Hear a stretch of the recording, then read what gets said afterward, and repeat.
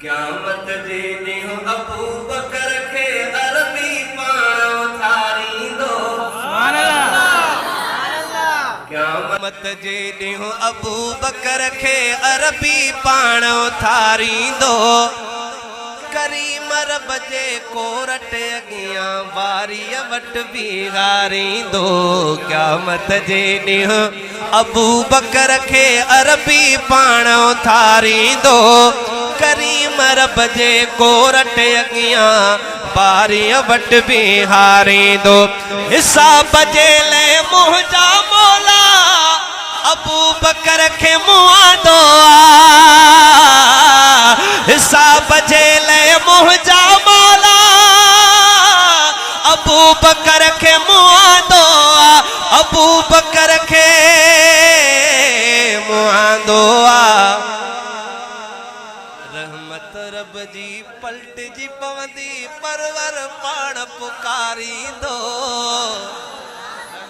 रब जी पलटिजी पवंदी। अबू बकर सोने आका जे दीन जे लाइ सब कुछ लुटाए छॾियो। कंजूसो सुभान अल्लाह चो। रहमत रब जी पलटिजी पवंदी परवर पाण पुकारींदो।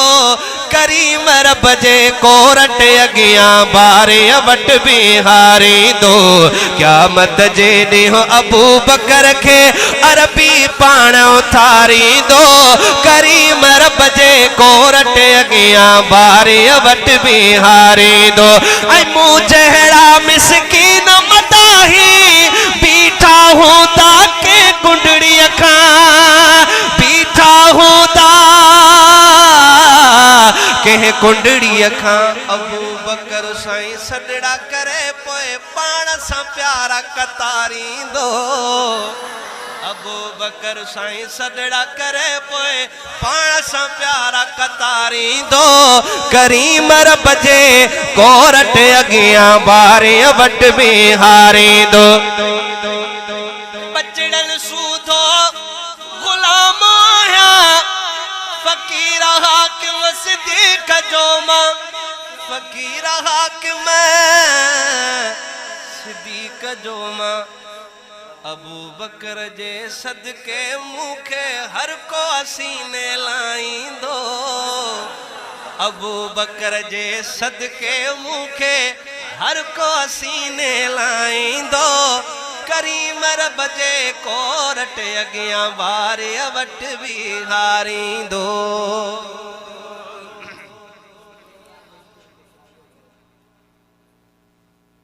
मां त ख़त्म पियो कयां हाणे साईं।